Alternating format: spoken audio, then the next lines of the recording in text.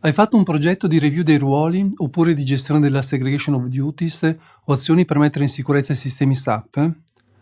Nella migliore delle ipotesi funziona tutto, come previsto, ma perché dopo qualche anno sembra che tutto debba essere rivisto? È la società che cambia e si evolve? Alcune persone chiave se ne sono andate e è diventato il regno di nessuno? Che cosa non ha funzionato? Forse non è entrato davvero nel DNA della società. Come capitalizzare davvero la security SAP ed evitare di perdere tutto quanto già fatto.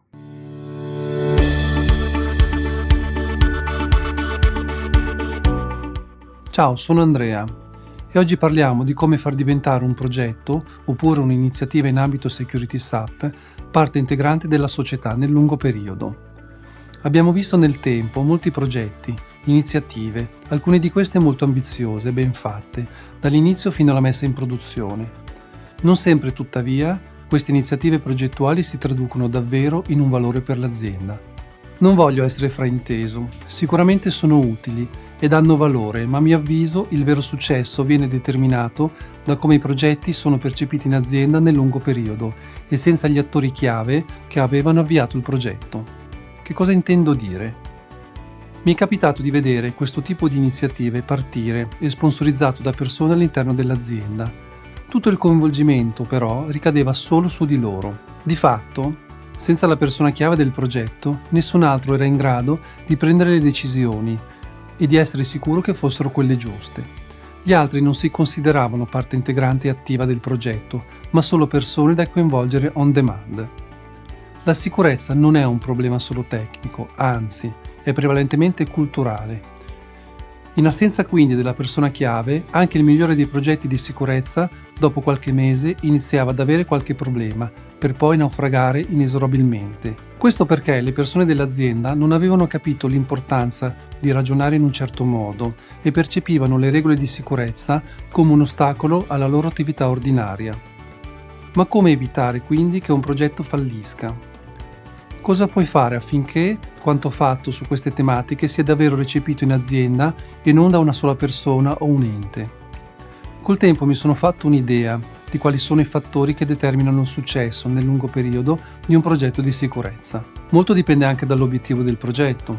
Ovviamente, attività come audit o vulnerability assessment, per esempio, sono sostanzialmente fine a se stessi.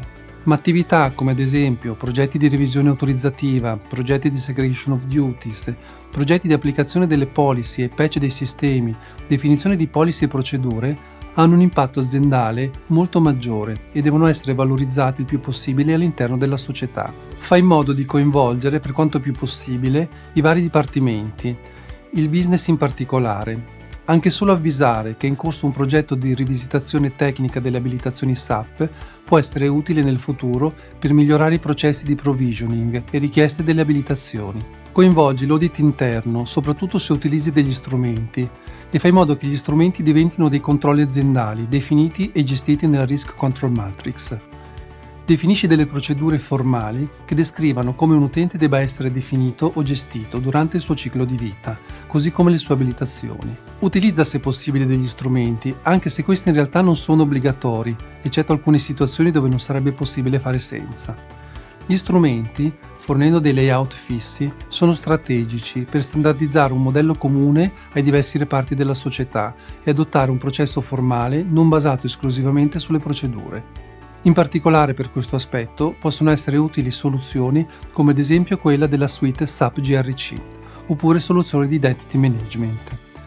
Da non sottovalutare strumenti per il controllo costante della configurazione dei sistemi. Anche qui esistono strumenti SAP, in alcuni casi già presenti in Solution Manager, oppure soluzioni terze a pagamento, ad esempio di Onapsys. Pensa fin da subito come, anche senza la tua presenza, le regole e i controlli del sistema possano sopravvivere ed evolvere, anziché implodere. Se vuoi ascoltare altri contenuti di questo tipo, iscriviti al canale. Contattaci se vuoi scoprire come migliorare la security SAP. A presto, ciao!